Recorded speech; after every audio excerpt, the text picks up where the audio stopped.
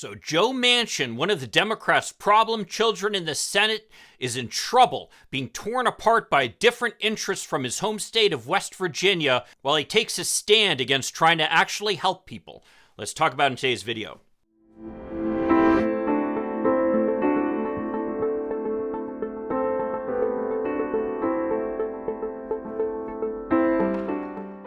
Hi, I'm Mike Greiner. I'm a lifelong Democratic activist who's concerned about the direction our country is taking. If you share my concerns, maybe you could like this video, subscribe to this channel, maybe even click that little bell that will notify you when I post something new. So I've repeatedly characterized Joe Manchin and Kyrsten Sinema as the Democrats' problem children in the Senate. And over the past few days, they have again showed us why that is the case. In fact, the very day that President Biden was about to go to Capitol Hill to talk with Democratic senators about strategy as to how to pass voting rights legislation, Kyrsten Sinema took to the floor of the Senate, declaring that she would not agree to any change in the filibuster rule, even if it was necessary to protect voting rights. Sinema, of course, claims that she's all for voting rights, but she's not willing to change the filibuster for that, to which I call bullshit.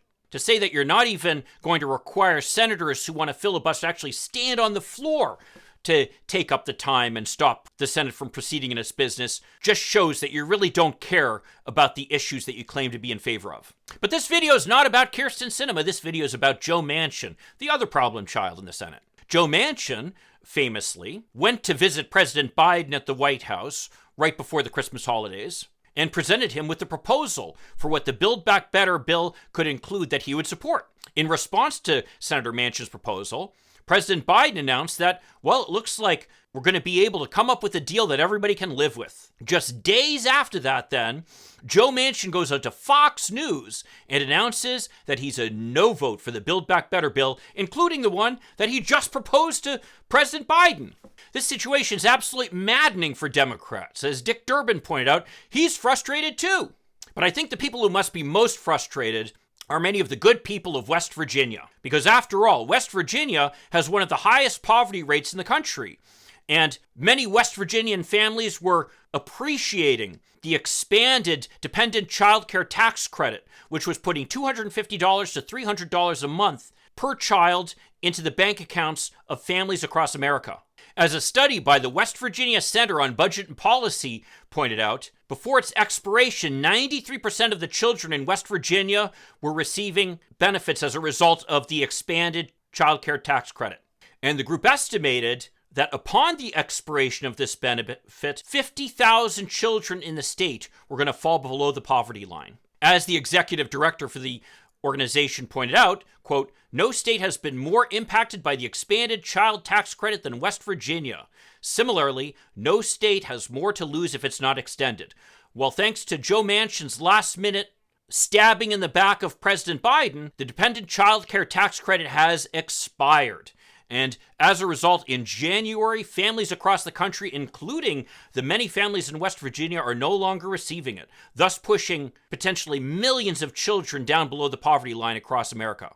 Now, understandably, families in West Virginia are outraged by this and really concerned that their senator would be involved in causing this problem. Joe Manchin claims the reason that he doesn't support it is because he wants some kind of work requirement attached to it, which again is kind of this weird conflict that we see all the time in the rhetoric coming from the right, which is on the one hand, they want children to be taken care of and parents to stay home to take care of their children, and yet on the other hand, they want to make sure that parents are working.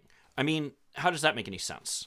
Nevertheless, this policy was one of the few absolute successes which can be attributed to the administration over the last year, helping raise millions of children out of poverty, and now, with its expiration, just dumping them back in. Now, this crisis hasn't been lost upon some of Joe Manchin's most important constituents, those being the coal miners' unions in West Virginia. Now, as many people point out correctly, West Virginia is much less of a coal mining state than it used to be.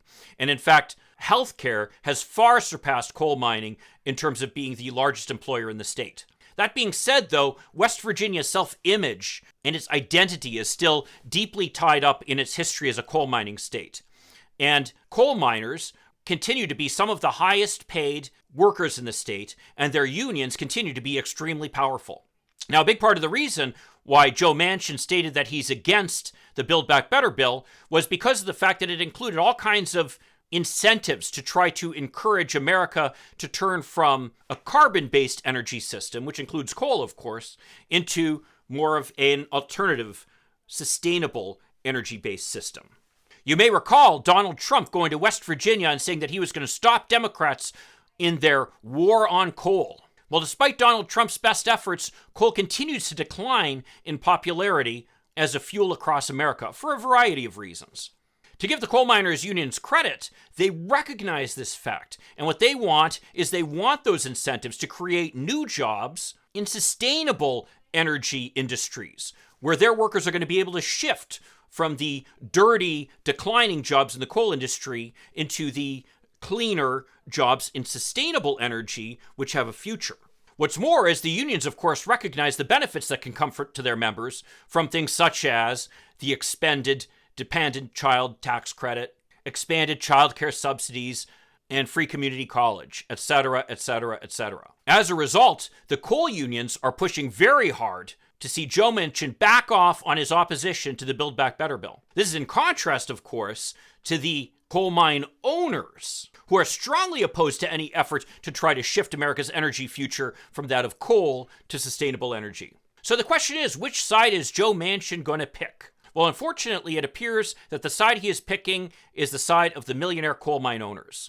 And I guess we shouldn't be terribly surprised, since Joe Manchin himself is a coal mine owner. A multimillionaire who drives a Maserati, lives on a boat in the D.C. area, and receives dividends in the amount of hundreds of thousands of dollars a year from a coal mining interest that he used to operate, but is now operated by his son.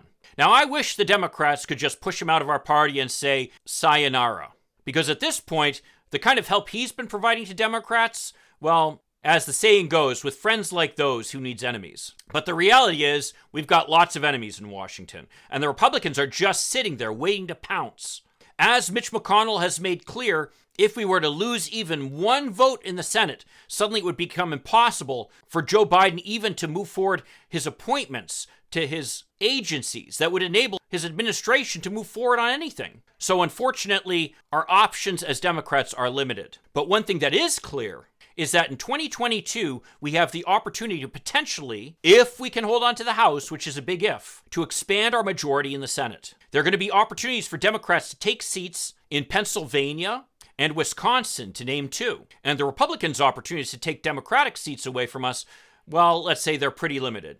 I mean, to give you an idea, the best shot that they had probably for winning a seat was in New Hampshire, where current Governor Chris Sununu just announced that he's not going to run against Democratic Senator Maggie Hassan there. And the other states that Republicans say they're targeting include such states as Georgia, where you've got Raphael Warnock running for re-election, who is the former pastor of the Ebenezer Baptist Church, where Martin Luther King once preached. And Arizona, where you have Mark Kelly running for re-election, who is literally an American hero as an astronaut and the husband of Gabby Giffords, who was shot in the head while holding a constituent town meeting. It would take a seismic earthquake to defeat either of those two candidates.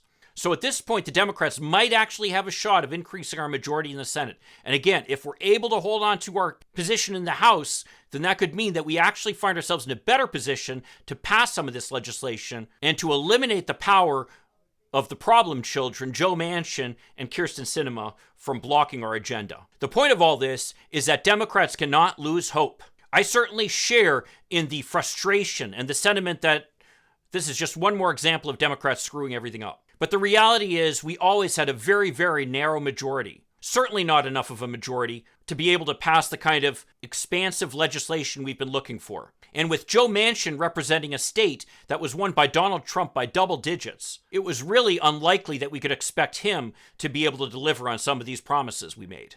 As a result, I think right now the best shot for Democrats is to get ready for 2022, put our best foot forward, and hopefully we'll find ourselves in a better position after that election, which will then enable us to pass all the legislation that we really do need. Hey, if you like that video, you might want to check out this one. It'll give you more ammunition to fight off the MAGA crowd and stand up for our small d and big D democratic values. I'll see you in the next video. In the meantime, let's hope for continued progress. Thank you.